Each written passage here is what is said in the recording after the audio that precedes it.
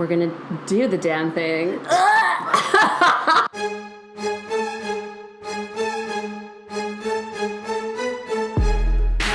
I think everybody should surround themselves with badass women. It makes life so much more awesome. Stabbing people in the fucking face. Bible stories. A lot of motherfucking fuck faces coming out of my mouth, so. I also have Chardonnay in the fridge. Journey, if you will. Jesus Christ. Fuck, I can't do it. Welcome to our first episode of High Tea and Strumpets podcast. Hell yeah. I'm Bethany. I'm Meredith. And we are two basic bitches who just want to spill the tea on some really badass ladies from history, from today, and potential future. Fuck yeah. Who's doing shit. Oh yeah, my favorite word is fuck, so if you don't like it, I mean, you're gonna have to get leave. over it, or you can leave. There's the door. Welcome to my whole life. Yeah. So, Cool. Yeah, we met at an organic vegetable farm in Washington. We are sitting in the farm office right now. Which feels like a sauna because it's 95 degrees outside. Oh my god. I'm sweating my tits off. Like, you're wearing a bathing suit and shorts right now. I know, but it's so hot. Maybe this means I'll lose some weight. I don't know. Just sweat it all off. I mean, you're doing better than me. I'm wearing a bathing suit with long leggings and a t-shirt. I didn't even have the... Yeah. I couldn't even put a fucking tank top on this morning. It was early. We have to be here at 6. I know. Jesus. Well. Anyway. We have our teacups in hand with wine. Cheese, What are we drinking crackers. today? What are we drinking? Well, I mean, I went to the local IGA, which, because we work on a farm, we obviously, I mean, maybe not obviously, live in a small town, or work in a small town. I live in a small town. So the only thing they had, because I forgot my wine key for twist off tops. I know. It's always a desperate. We keep it classy here, all right? We have Prophecy wine. It's Pinot Grigio. Oh, they say it's typical Italian wine, which it probably is, but I feel like it's probably made in California, and it is. 2015, which is pretty old. Prophecy wines in Hayward, California. I like the picture a lot. Yes. It's a pretty bottle, just so everyone knows.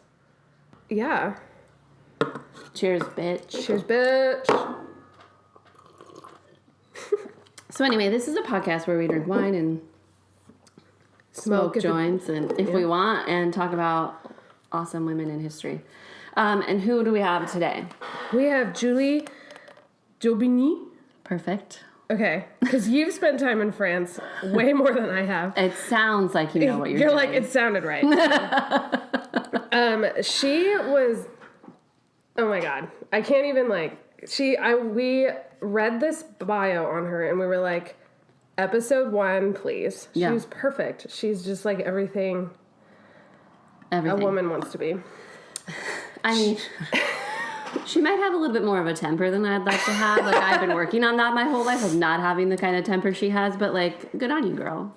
Yeah, I mean, you have to express yourself.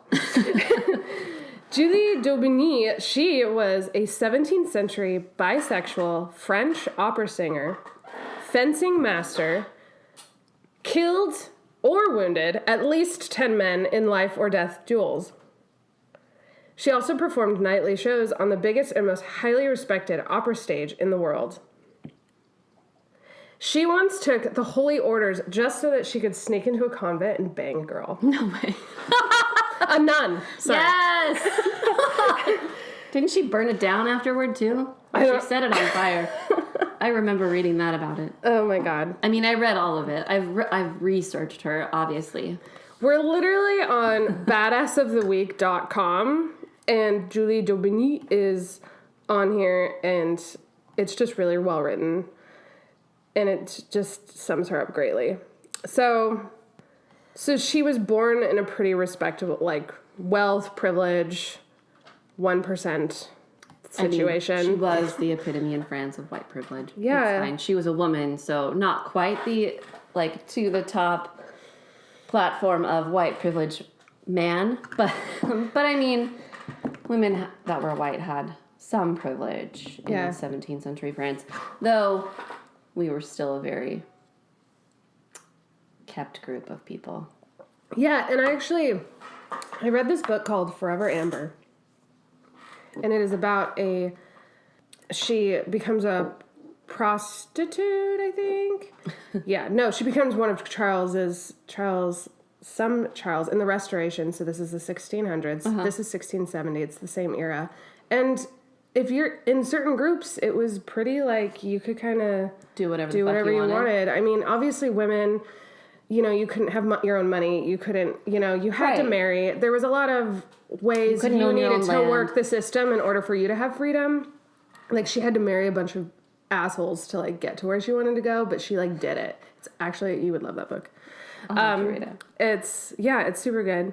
Forever Amber by Kathleen Winsor. But, so that's, when I read books like that, I'm like, okay, that gives me kind of a little window or a picture into that time period. And I love kind of having that feel. For sure. So that's kind of where, so this is like the Restoration, but we're in France, so it doesn't matter. This is Louis XIV. So, King Louis XIV. Louis XIV. He's one of my favorites because he's such a pompous asshole. Is he? I mean, yeah. Have you been to Versailles? He was the king ordained by God. I mean, he genuinely thought that God put him there. He was the son. Which is the most, it's the most pompous white male privilege thing I've ever fucking heard, other than, like, our current president, who's just, I mean, I don't know. That's at least Louis XIV is romantic in history. Donald Trump will never be romantic. There's just no way. That's disgusting and makes me want to barf. Anyway. Her father was the Grand Squire of France. No big. Meaning that he was pretty much the number one dude who was going to let his daughter grow up without learning the finer arts of dishing out knuckle sandwiches to her enemies. So she was supposed to grow up to be a lady. Yeah, but she, like, took fencing. Horse maintenance and repair. She drank excessively, gambled, fist-fighted, avenged everyone's honor, apparently, stabbing people in the fucking face when they don't have the good sense to step off when you're threatening them. I mean, I feel it. It's that time. Mm-hmm. Wasn't her father also, wasn't he the guy that trained the guards of Louis XIV? If I remember correctly, he was. So he wasn't just like an average dude that was like, I'm going to teach you how to defend yourself, daughter, because men are shitheads and don't know how to step the fuck off in the 17th century, or even today, actually. But he he taught the king's guards to fight and defend the king. So he probably a badass himself, but he taught her those things also, which I think is pretty great. Mm-hmm. Like, way to go, Dad. Yeah, for sure. Just gonna pour myself some more wine. I also have Chardonnay in the fridge. Sweet. There's also rosé in the fridge. Yeah, it's fine. We don't have a problem. We're not gonna drink 3 bottles of wine in a box in the span of this podcast. Never. And then drive home. Don't disclose us like that. We have Uber in the sticks. Yeah, in our small town. Mm-hmm. We'll probably just float the river home. Yeah, the wrong way. We're just going to go to the ocean. We'll end up there eventually. Yeah, just full circle. So she got started early at the age of 16, banging, and or killing everything. Is that early for the 16th century, though? Like, didn't they all die by 30? Yeah. So. Okay, well, all right. Midlife crisis! You were lucky to get married at 20. That's insane. She had an affair with her father's boss. That starts things off on a good foot. Great. She soon proved herself too hot for that guy. Naturally. So she got married to the spineless jackass known as Monsieur Maupin. so that she would leave him Are alone. you sure you're going to live in England and not in France? Like, you say that pretty beautiful. I know. Well, I mean, I'm just going to ride the train to France every weekend. It's I not feel like, that oh God, great. I have to go to school in London, but Jesus. Such a hard life you're going to live while I'm here. Fucking cabbage. By the way, I am leaving in 33 days. Yeah. I will be on a plane to London. I am getting my master's in English Lit. What better place to do that than England? Right. So Bethany is the queen of, like, knowing who badass women were in history. I just do it because I think it's fun to learn. Well, I think we were going through all of these names to do, and you were bringing up a lot of people I did not know, so... Really? I think, yeah. Holy like, shit. I think you are right up there. All right.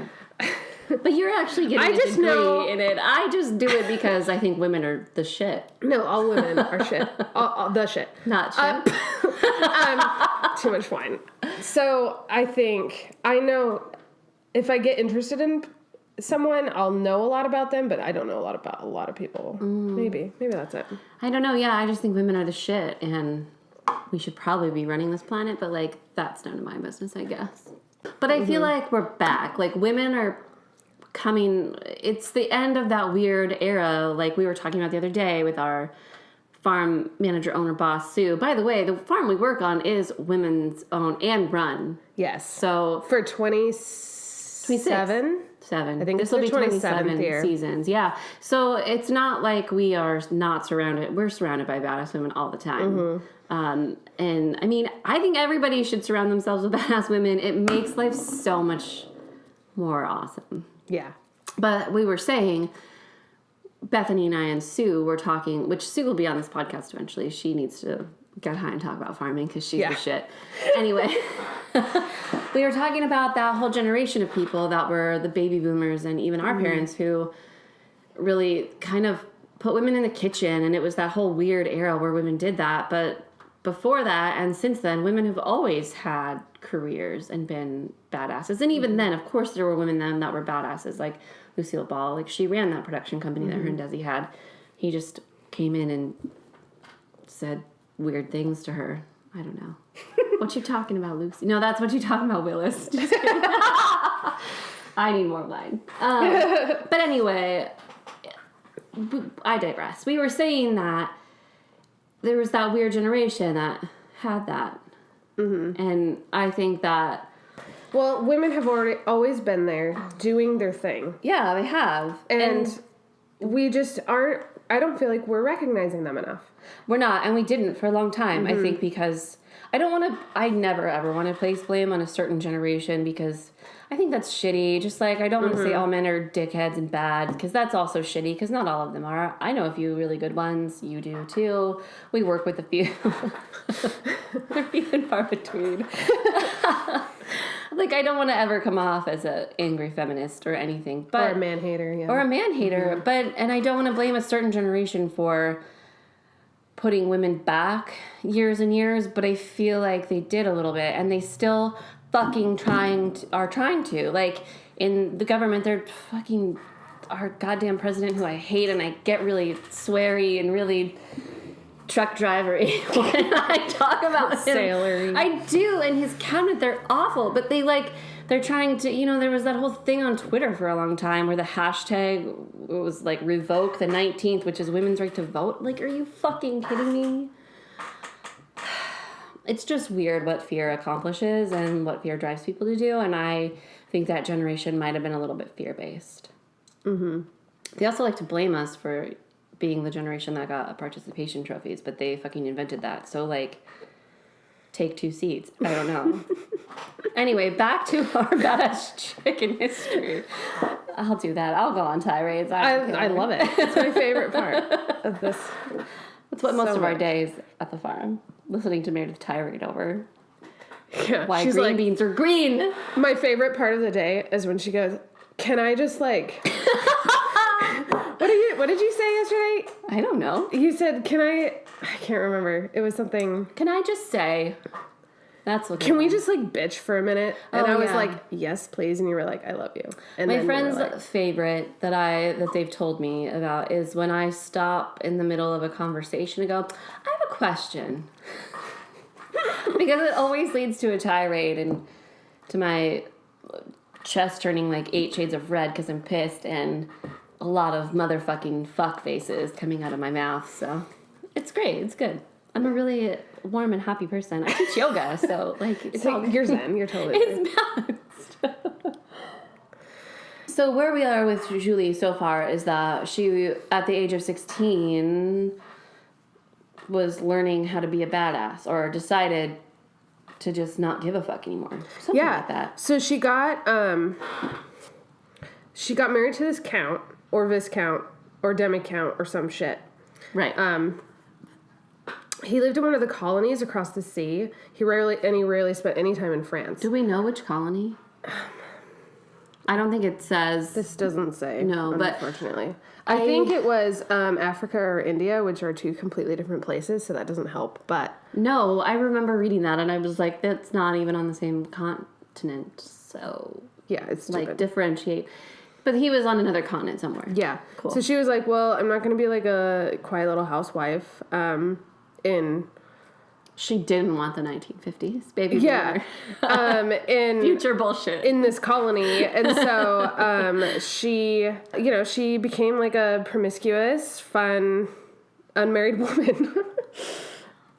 Promiscuous is a funny word to me, though, because I don't think that there's anything bad about being promiscuous, and I know I don't want to dog the research that we're looking at and the things that we're reading, because that also is shitty. But I sort of always can tell when something was written by a dude, because they use the word promiscuous to describe a woman who was just really... She just was okay with her sexuality. That's what she was. She didn't give a fuck if you thought it was weird. She was like, well, this is me and this is who I am, and my sexuality is that I just love humans and find humans attractive and want to fuck, which is so great. And I think that more women should think that way, and more men should also, because the world would be a better place. So I hate saying that she like grew into her promiscuity, or that her husband left, so she was like, well, I'm just gonna be promiscuous, because I think she just was like, well, he's gone and it's the 1600s, so most marriages are loveless and shitty and arranged, and I am attracted to many different people, so I'm gonna like feel that out a little. Totally, I agree. I think promiscuity, the word, I mean... I don't think it was ever intended like to be bad, but like... No, it's like biblical. Like, and then that brings up all this other which you and I know shit. A lot about. And so, no, I don't love the word, but I understand where it fits in, because, That's I mean, true. obviously this is kind of, I don't know, is it satire? She's talking in a very, like... He or she, I don't know, actually. They, whatever. We don't need pronouns. We don't need pronouns here. I don't believe in those. It literally says, allowed Julia to use her marital status as a way of being able to do promiscuous shit she wouldn't have been able to get away with as an unmarried woman. Which is true, I mean, sure. Which is true, and we're talking about 1680s, 90s... Yeah. 70s, I don't know. Somewhere in there. She died in like 1707 and she was 37, so okay. There's the math. If you can do she's it married. A couple glasses she's a woman. She was rich. Like what she was doing would have been promiscuous. So if we're going to talk about context of things, I think it's putting it in a light. I don't think this person believes she's been promiscuous. Obviously, this article is very much about like empowering, finding the amazing things about this woman, not trying to put her down. And so I think, anyways, I think it's okay to use, what I'm trying to say is that like sometimes when words that, you know, are kind of like have a lot of weight to them, and like people don't want people like women to be called sluts, like, but they were called sluts in the 80s. If you watch fucking Golden Girls, they're calling Blanche slut all the time, and I'm not saying that she was a slut, right, but like it's hard for us because we live in a world where slut shaming is bad and we're not allowed to call women sluts, but that doesn't mean we shouldn't watch Golden Girls. Right, no, I just hate that people did it in the first place, which is always my problem with history, because they got in a really huge like fight debate thing somewhere in between the two of those. like a couple of years ago, I was in Holland with my mom and her partner, and one of our family friends was with us, and I don't even know the actual title of his degree, but it's some, like, his history degree, but it focuses on this time period and before, like, super history is what we'll call it. And he got in a fight with me about how people were seen as objects in, like, Roman times. Like, they would kill them for fun in the Colosseum and things like that. And I was like, but they're people. And he was like, but they didn't believe that. So, like, not you can't hold that against them, but almost. And it was like this really weird, impassioned fight. Not like a fun passion either. Like I was pissed, and I was in a restaurant, and nobody spoke. Like, everybody was speaking Dutch around me, and I felt really bad for being that asshole American yelling at somebody. And I wasn't actually yelling, but it was the concept that in different times, words like that are fine. Like, promiscuous is a fine word to use for the 17th century because they were promiscuous, and using people as objects in Roman times was fine because, you know, they just did that, which it's never okay to me. And it's weird. It's so hard. It's really hard because we live in an era where it's not okay. Well, yeah, and I don't think I would have thought it was okay in any era, and it's so easy to be like, well, if I was, in the 17th century, I would have been like this woman, and it's like you don't know. But like when you were, you mean, because you had past lives, of course. And I was always very promiscuous. I'm sure that I was too. It probably says a lot about my current life. Whatever, though. It's fine. I love who I love, too. And so do you. Like, who gives a fuck? Yeah. Cheers to that. So we took a brief pause. We're back. We had to drink some more wine. Yeah. We're real sauced up now. Truly. I mean, but maybe. We have sent out not one, but 2 Insta stories. Yeah, maybe. And our favorite, lovely, beautiful human errand boy, Mason, went and got us our second bottle of wine from the fridge, from the break room. So here we are. Yeah. Break room, meaning, yes, we are doing this podcast at our So work, we're well lubricated. Ready to set a comment on fire. That, like, phrase. I'm like, we are well lubricated. Our throat chakras are. I mean, hey. Yeah. All right, so back to Julie Daubigny. So while her husband's, like, out in, like, wherever the fuck colony, she, like, starts hooking up with this fencing master. Wait, do we mean, like, modern day hooking up, or do we mean, like, she was taking lessons? Do we know? Maybe both? I mean, I would assume by the context. I would assume by the style of this article that we're using the modern sense of hooking up. Okay. But cool. I mean, she seems to be, like, down with it all. I really appreciate her promiscuity. Sorry, I didn't mean that.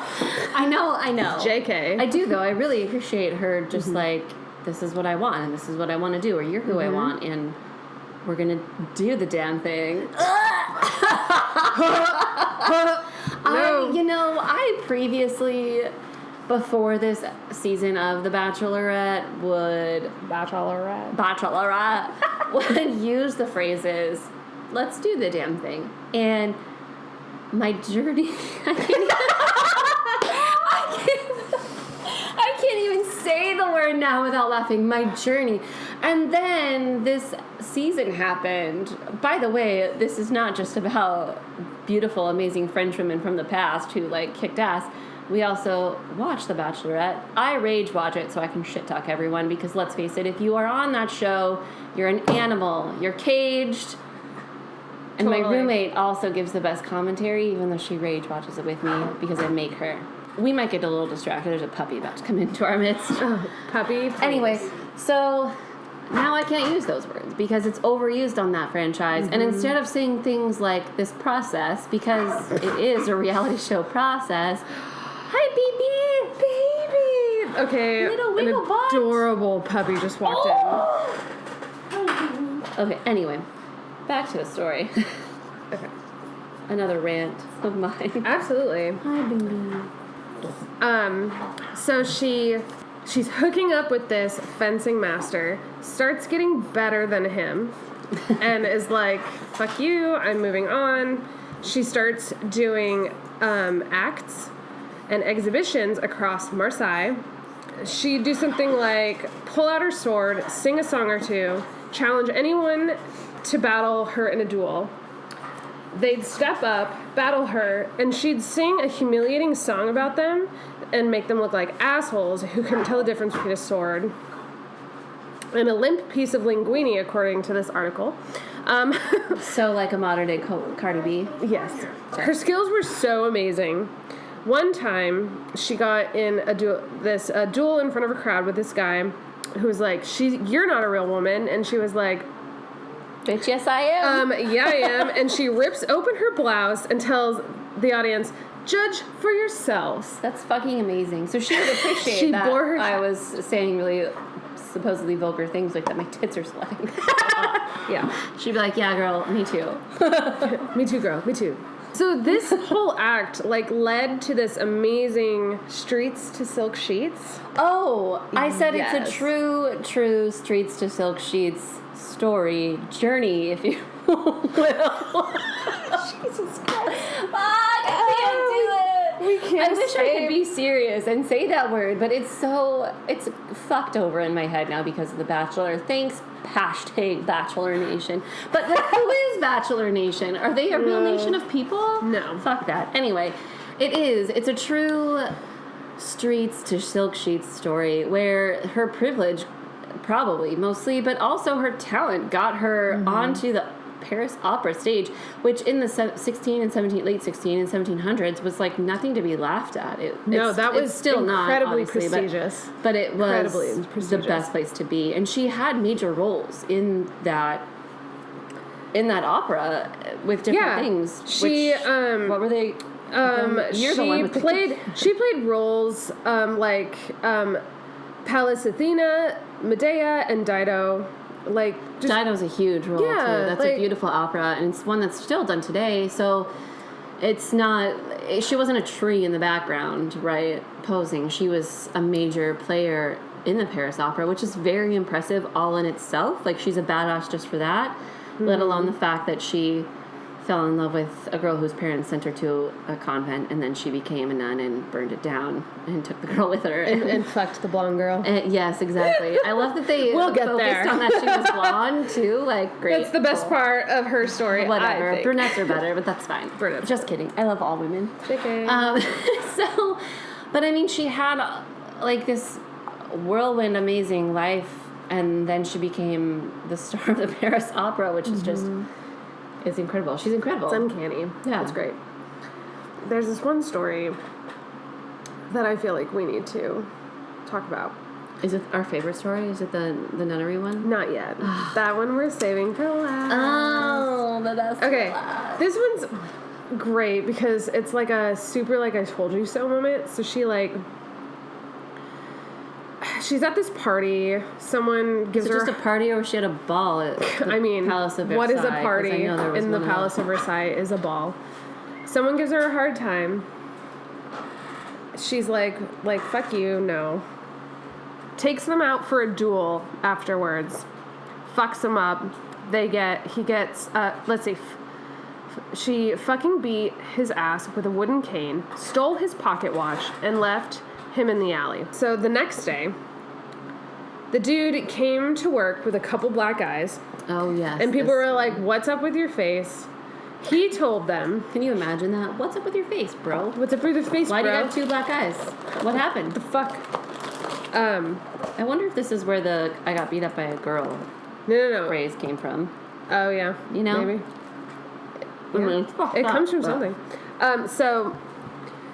He told them he got jumped by 3 big black dudes armed with hammers and baseball bats. Okay, baseball bats? Obviously, this is a connotation. Real. Baseball wasn't even a thing. No. In So, 17th century something. France. And anyways. Also, were they really black dudes? That's where I question this person's writing. Because, Yeah. I don't know. That just seems really awful and kind of racist to me. I mean, yeah. But 3 giant dudes, sure. Because Yeah. the way it sounds, he took a pummeling. Because she's the shit. Yeah, totally. So, as soon as he said this, she pulls out the dude's pocket watch she jacked. Then, to make matters more humiliating, she then forced the dude to kneel and beg forgiveness in front of all his coworkers before he could get his shit back. That's the shit. Like, don't lie. This is a good lesson in humanity and, like, how to not be a dick. Like, I don't really plan on ever having children, but if I do, there will be one lesson that I always teach them, which is just don't be a dick. Don't be... Maybe I'll use this story as a reference point. Like, you see this? Don't Bible lie. stories. Don't be a dick. Yes, these will be my Bible stories because the Bible's Okay, weird so bullshit ones. We're going to write the new Bible. Oh my God! Yes. And she will be our Moses. She will be our Moses. All right. Who will be the God, though? Like Cher or Lana Del Rey? Lana Del Rey. Lana Del Rey. 100%. I love that bitch. Can Cher be like the mother and Lana Del Rey be the Holy Spirit? Cher can be like Who will Mary. be the son? Mary. No. She'll give birth to Yes! this girl. Cher will be the mother, Lana Del Rey will be the daughter and Holy Spirit. And Holy Spirit. Fuck And yes. we'll cross her. I just crossed myself, by the way. We're finally at our favorite part of the story. Yeah, that we keep talking about but not talking about. On another occasion, Julie was at a royal ball in the palace of King Louis XIV. She was a guest of Louis's brother, Prince Philip of France. yeah, this who, is if my you favorite. know Prince Philip, he was pretty well known that he was gay. Was he really? Yes. I tried to look that up because I watched Okay. Versailles and I was like, is this just made for Netflix? And like he's Yeah. this beautiful gay man for Netflix? I've heard that he had like gentleman collars. That's amazing. I also do know that, which is so funny to me also, like to bring this back to modern times, that people are so offended by somebody being gay or sleeping with the same sex because I vividly... It's just been happening forever. It's been happening forever so- because it's not anything you choose. It's an actual way that you are, but that's a whole nother podcast, I'm sure, for another time. But I vividly remember this being at the Villa Borghese in Rome with my mom and her friend, and we were looking at this painting, and it's Caravaggio's Boy with the Fruit. So it's this beautiful young boy, and he's holding a basket of fruit, and it was like Caravaggio's fuck you to all of the like highbrows of society being like, you don't know how to paint, you keep painting whores and blah, and he was like, right, they're the actual people I see and hang out with, like these are real people, I'm not going to paint your high society bullshit because I don't believe in that. He was a badass, but that's fine. He was also like accused of murder and no one really knows if he did it, but that's fine. Whatever. Artisan. Glaze over that. So, but he painted this painting, and the fruit in the basket and the flowers are because he went through art school or whatever they did. It was technically perfect because he was that talented and brilliant. And it's like rumored that the boy in the picture was his lover, but nobody really knew or cared then. They just cared that his painting was of highbrow and high society people, and it was good. It was weird. It was fucked up. Humans are fucked up. But anyway, my mom's friend kept asking our tour guide, but wasn't the boy in the picture his lover? And she was like, well, probably, but like it didn't matter. Mm-hmm. And it was this like aha moment, not aha really, but like this moment for me where I was like, God, they didn't fucking care. Well, nobody fucking cared until like religion took over. The beauty which is was also another podcast. The beauty was in the love, Right, that portrayed yeah. through the art. Which they Despite- did care. Like we'll get to the nun story, but like some people cared. Some people will always care, which is really unfortunate because it must be really exhausting to care about that kind of shit. But like, also, she kept repeating to my mom's friend, like, it didn't matter. Nobody cared that boy was his lover. They cared that the painting was good. Mm-hmm. And they didn't care. It didn't matter because everybody was doing that then. Like, it was just not talked about but done. And it's, the whole thing, I don't know, fucks me up, man. Fucks you up. It's a really eloquent way for me to end that whole story. I went to Rome and I studied this painting and it fucks me up, man. Fucks me up, man. On another occasion, Julie d'Aubigny was at a royal ball in the palace of King Louis XIV, attending Louis's brother, Prince Philip of France. We talked about him. She showed up to the party dressed as a man in a scarlet tunic and immediately started dancing with all the girls. Oh, yeah, that was the full circle moment, was that no one really cared if Prince Philip did what he did. Right? Yes. That was where I was going with that rant. Exactly, Because probably because he was a white man in charge, or not in charge of France, but he was a white man that was the brother of the ordained by God king, who I love because his shoe game was like on point. Same with his hair, like strive to have a natural Louis XIV frock. Anyway, but I mean, nobody cared that he slept with men. Yeah, and if they did, nobody knows about those people that cared. So yeah, that didn't live on. There we go. Yeah. We're bottle number 2 down here, though. So she's dancing with all these hot bitches. And it's kind of embarrassing all the young dudes who want to hook up with these girls. So she had... toxic masculinity goes... Oh, yeah. Back to the beginning of the motherfucking earth. So threatened by this woman. She had the audacity, right? To tongue kiss a fine-looking blonde broad. Get it, girl. I wonder if blondes were her thing. In front of the entire royal family. Oh my god. I hope that happened in the Hall of Mirrors because that's magical. So much. Magnified! How many? Everyone to see! How many tongue kisses were happening in that room? Well, I mean, is French kiss, is that where that was invented or what? Totally. She's the creator of the French kiss. I hope so. So, side note, my brother will love this if he ever listens to it. He, he was born when I was 7, so he's 7 years younger than me. And when he was a kid, we would watch Zorro with Antonio Banderas and Catherine Zeta-Jones. Like I said, we're 2 bottles of wine. And they would kiss. And that, like a tongue French kiss, right? That was the Zorro kiss. The Zorro in my house. And he let's preface this. Okay, so he's like, shall we really 3, 4. Preface the households that we grew up in. Like, I feel like that's sort of important. Yeah. So Bethany grew up. You can explain mine. I'll explain yours. This will be a fun game. Bethany, I found out we worked together. Yes, but before I took over as her manager. Bethany. I'm Bethany's boss. So there's definitely a power dynamic happening. Like, I've been roped into this. I don't have a choice. You will do this podcast. My raise depends. No, it doesn't. JK. Anyway, but we were meeting for a drink because that's how adults do things these days. I mean, I think they should. Every adult should. So anyway, we met for a drink, and I was asking her where you grew up or some shit. And she told me where she grew up and where she went to school, and I was like, that's interesting, me too. Come to find out, I went to school with her older sisters. I know them, I knew them in high school. Like, I don't feel like anybody's really who they are in high school, I hope, anyway. Some people never leave. But that's, again... Not us. Again, that's a whole nother podcast. Anyway, so Bethany and I actually, go probably lifetimes back, but in this lifetime, we go at least one lifetime back. To high school-ish, kind of. So, but her dad is a pastor. Was a pastor. Was of the Christian faith. Until I was 15? Yeah. And her older sister now is a pastor. Which, her older sister... married one. Yeah, and married one. Which, Devin's actually super badass. No, she's, amazing. Yeah, she's cool. So, can I just talk about her? Of course. This is the podcast where we talk about badass women. And this is what is amazing, is that, I may not be super religious or, Neither of us are religious at all, church, even though my parents are very religious.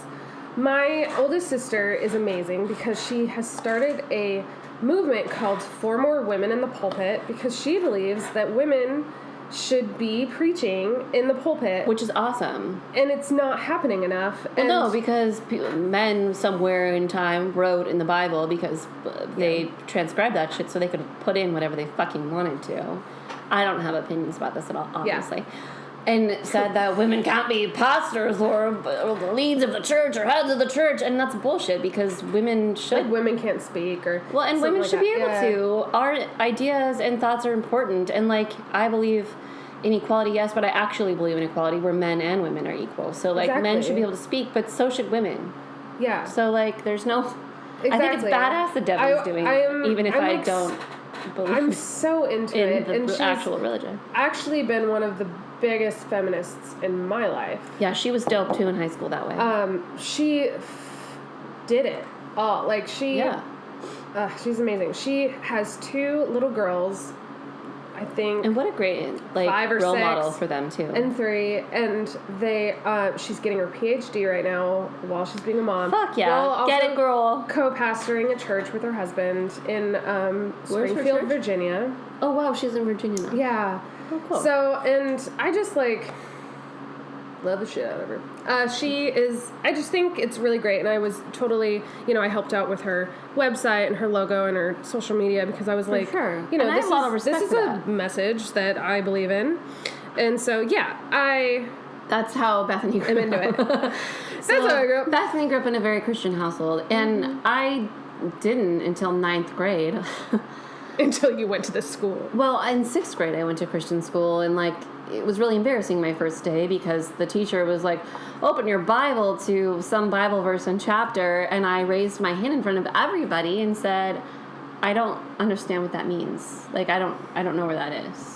And I grew up reading and knowing books backwards and forwards, books for my friends, which sounds really lonely and weird, but It's not. But any book reader will understand what that means. Mm-hmm. And so, and my mom is an advocate for literature, and I'm sure Mama Susan will be on this podcast also, because Mama Susan loves Camille Claudel, the sculptress. So when we do that episode, we should have Mama Susan on, FYI. Yes. But anyway, but my mom's a big advocate for reading and literature, and she's edited a couple of books, and she's also a badass leader herself.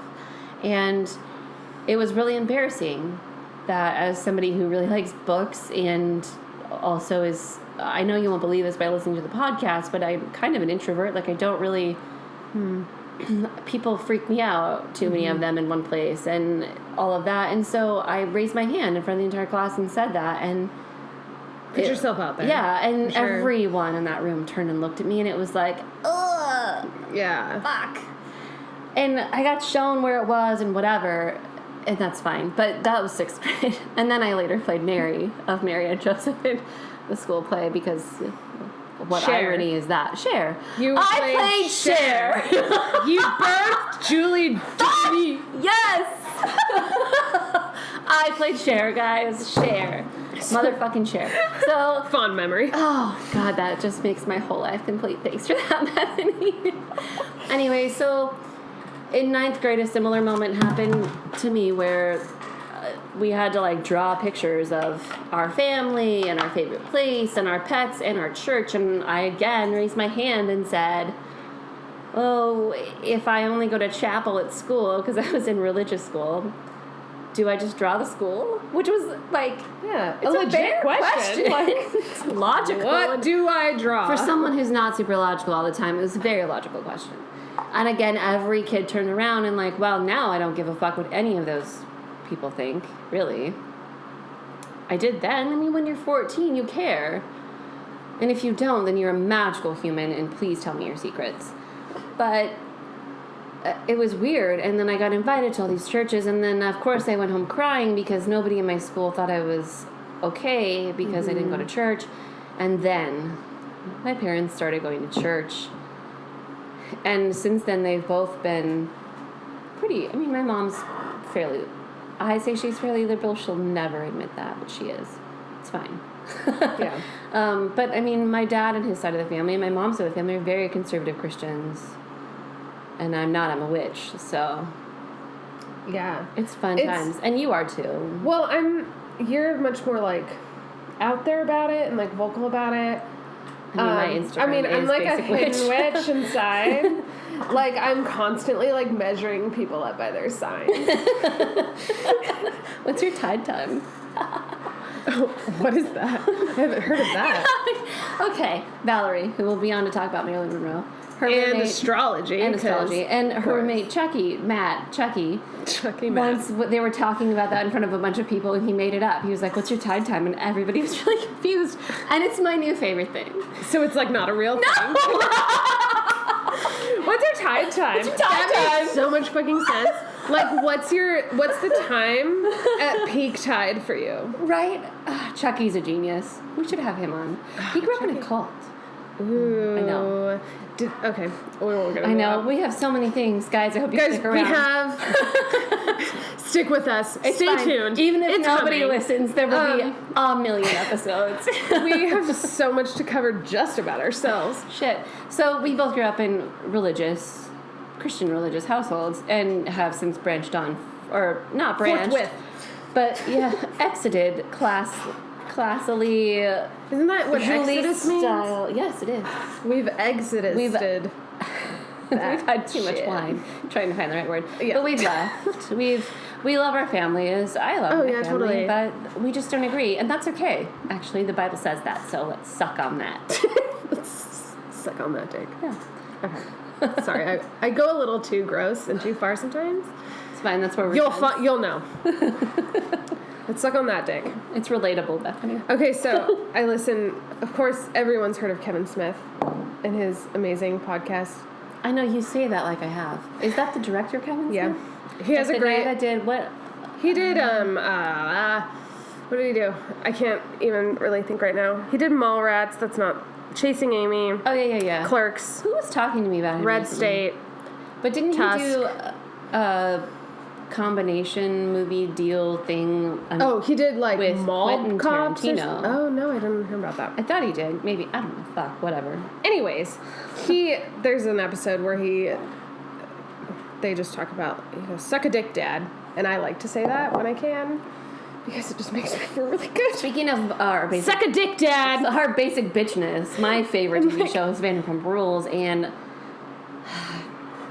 I don't agree or think it was professional at all that Kristen Doty said suck a dick to her manager, but suck a dick is one of my favorite things. You're into it? Okay, I'm into really it. glad. I'm into it. Hashtag suck a dick, dad. Hashtag West Hollywood. Hashtag suck a dick. Okay, Julie, we're coming. I'm sorry. But we are rounding on our, one of our favorite stories.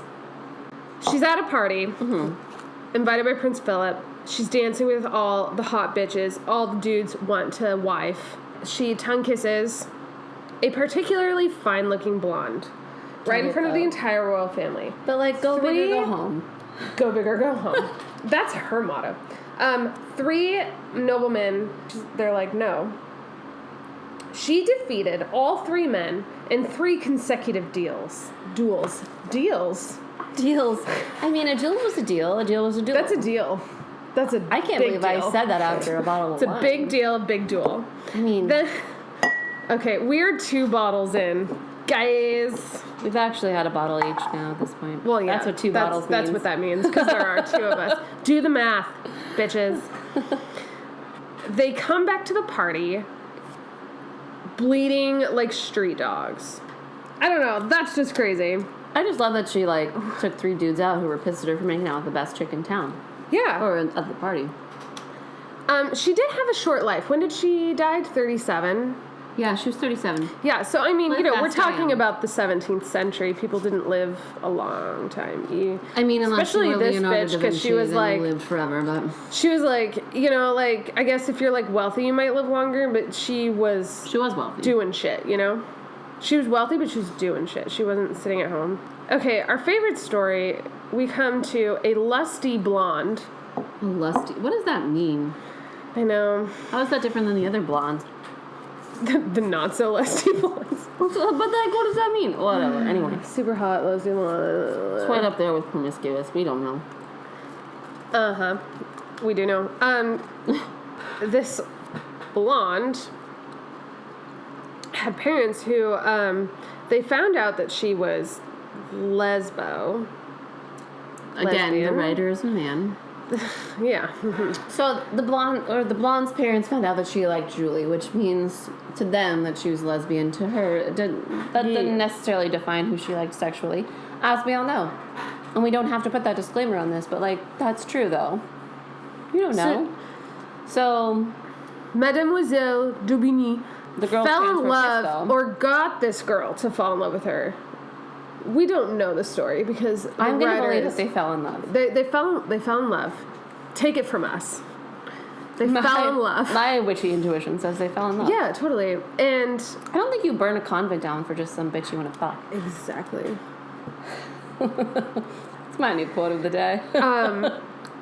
Falls in love with her, took the holy orders, entered the convent as an initiate, created a diversion by setting the convent on fire, kidnapped the blonde nun, snuck her out, and fucked her for like a month.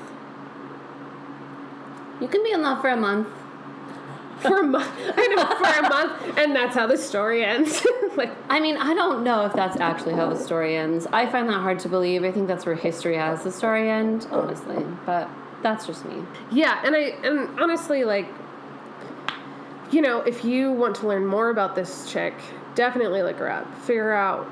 Yeah, she's badass. Figure it out. There's lots of shit we did not cover. Like, these are bullet points in her 37 years of endless great things that she did. And yeah, and she did. She passed away at 37 from unknown causes. So the history books say. I would love to find out more, but unfortunately no one has found out a way to go back in time to find the real shit out. yeah. So. But they did just invent time. They found time crystals. They didn't invent them. They found time crystals. Ooh. I know, it was the whole thing I read. It was great. But Is it like Outlander? I hope so. But, I mean, we covered the bullet points of her, and which was a long podcast and a lot. That's what I was trying to say. Yeah. There's my English. But she's fascinating, and she was the perfect person for us to start this with, because originally our name was going to be Drunk Hysteria. So we wanted women that would apparently have hysteria. Like, well, yeah, like, Because in the idea of, like, in the 1900s, men would commit women to insane asylums for having what they said was hysteria, but they were just really acting like humans with emotions. and incredibly repressed. Yeah, and she I don't know that she was really repressed. She was pretty privileged and all of that, and but she led the life she wanted to lead, and that's inspiring and beautiful, and she loved who she wanted to love, and she wasn't shy about it by any means. I don't know that I've ever loved anybody I would want to, like, stab somebody over, though I did have a situation where she, in this situation, was my idol, because my ex really likes the Steelers. That's a whole podcast on its own. How many podcasts are we on? Like 8 or 9, I don't know. But liking the Steelers is its own podcast. But it's fine. We love you, Steelers fans. So, some guy walked into a bar, and we're in Washington, so the Seahawks are the team here. People here hate the Steelers because they still think they were robbed from the 2003 or 4, 6, whatever. I don't care. I don't know. Super Bowl, because they think the refs were, like, for the Steelers. Who fucking cares? It's just sports. It's fine. But also, super proud of, who's the basketball player? Kobe Bryant? But just opened the school. Did badass things. You get it, dude. Anyway. Wait, isn't he no, that's OJ, the one that, like, raped his wife? Yeah, no, this is not him. I don't know anything about You're gonna have to edit that part out, because they're not even remotely. I'm really bad at sports, we don't need to edit that out, because that shows I don't know anything. I do know that sports.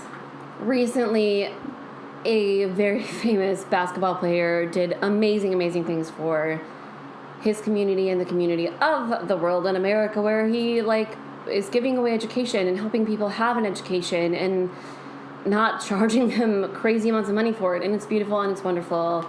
And I love him for it, even though I'm really bad at names and don't know his name because I don't follow sports. I just really appreciate what he did.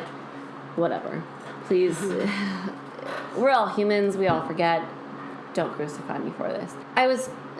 Some guy walked into this bar that we were at, and he was yelling and being belligerent and shitty because he was drunk to my boyfriend at the time. And he was like, "Oh, fuck you, you're an idiot because you like the Steelers." And me, channeling my inner Julie, was like, "Fuck you, man." Except I didn't say "fuck you, man." I was like, "You probably should stop. Like, why are you you don't need to be rude when you're coming into a bar. And keep in mind, this is a bar I used to work at. I know the people working. And this douchebag who walked in yelling at my significant other at the time, his friend was, like, passed out on a chair. And I was like, your friend is passed out in a chair. Like, you went out with your friend and you're letting him pass out at a bar stool. Like, you're not taking him home. You're still drinking. You're selfish and a dick. So this guy kept yelling at me, and he was like, thanks, Mom. And I was like, that just shows me what kind of relationship you have with your mom, honestly, which is what I said. And at the time, my significant other was like, shush, stop talking. And it was just like, I'm defending you. Why would I stop talking? I'm not going to get in a fight. And if I do, he can't even stand up. So, like, I automatically win.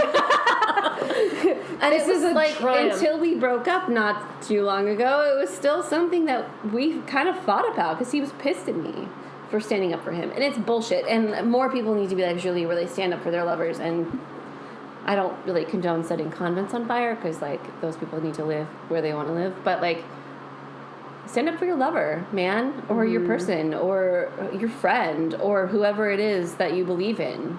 More people should do it. It's beautiful. It's the lesson of this podcast.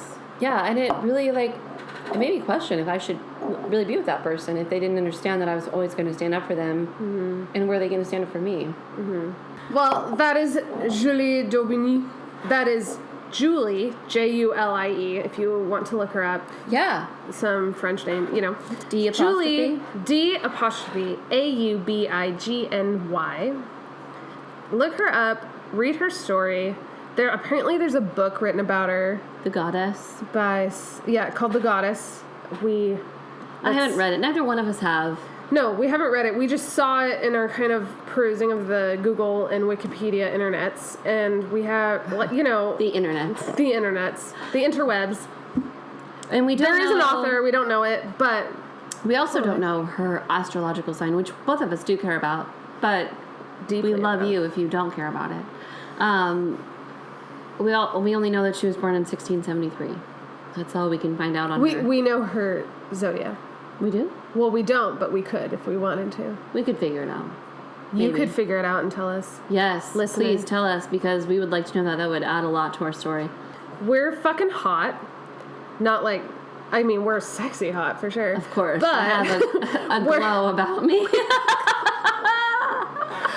I'm ready to jump in the river. I shimmer. Due to sweat. We are so fucking hot. There is a river just around the corner there, and we're just gonna go around the river bend. Okay, stop. Seriously, I am always the one that sings that out of fucking nowhere, and people are like, "Okay, Beth." And I love that you just did that. And I mean, whatever. Relieved me of that role. We'll have an episode on her too. Just around the river bend. All right. Well, thanks for listening, guys. We will see you next week. Next week. Bye. Bye.